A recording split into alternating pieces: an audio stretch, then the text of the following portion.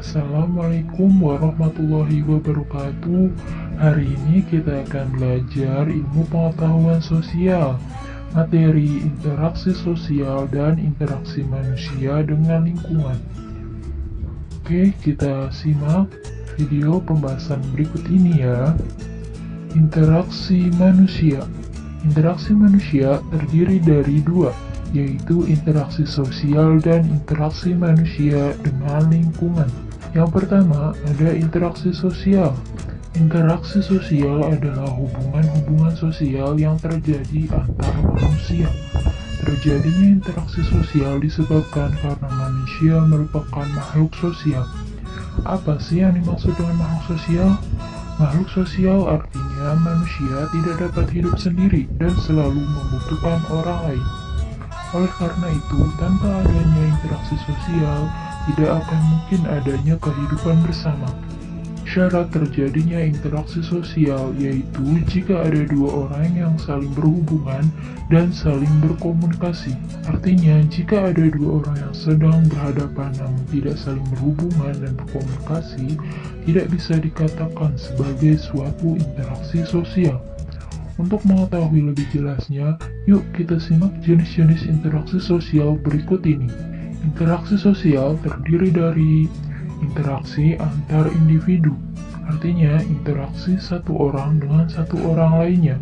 Contohnya, saat kita bertegur sapa, berjabat tangan, dan seorang kasir yang sedang melayani pembelinya. Lalu ada interaksi individu dengan kelompok, artinya interaksi antara satu orang dengan banyak orang. Contohnya, guru yang sedang menyampaikan materi di depan murid-muridnya, seorang ustadz yang berceramah di hadapan jamaahnya, dan ada seorang tokoh masyarakat yang berpidato di depan halayak umum. Kemudian, interaksi sosial antar kelompok, artinya interaksi kelompok dengan kelompok lain. Contohnya, dua tim sepak bola yang bertanding, dan diskusi antar kelompok. Yang kedua, interaksi manusia dengan lingkungan. Interaksi antara manusia dan lingkungan merupakan proses saling mempengaruhi antara satu dan yang lainnya. Lingkungan alam terdiri atas komponen abiotik atau benda yang tak hidup, dan komponen biotik atau disebut juga dengan benda hidup.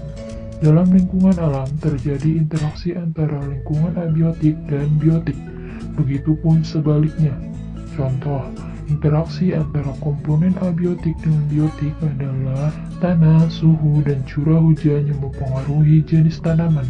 Lingkungan biotik juga dapat mempengaruhi lingkungan abiotik. Contohnya, daerah yang banyak tumbuhannya juga dapat menyimpan air tanah lebih banyak. Di samping itu, interaksi antara manusia dan alam dikelompokkan menjadi dua, yaitu interaksi yang menyesuaikan diri dengan alam. Contohnya, manusia menyesuaikan waktu tanam dengan musim penghujan, dan waktu untuk berlayar dengan keadaan cuaca. Serta interaksi manusia yang mendominasi alam, contohnya melakukan hujan buatan untuk lahan yang kekeringan karena musim kemarau panjang. Oke, sekian materi hari ini, semoga mudah dipahami ya. Kurang lebihnya mohon maaf. Wassalamualaikum warahmatullahi wabarakatuh.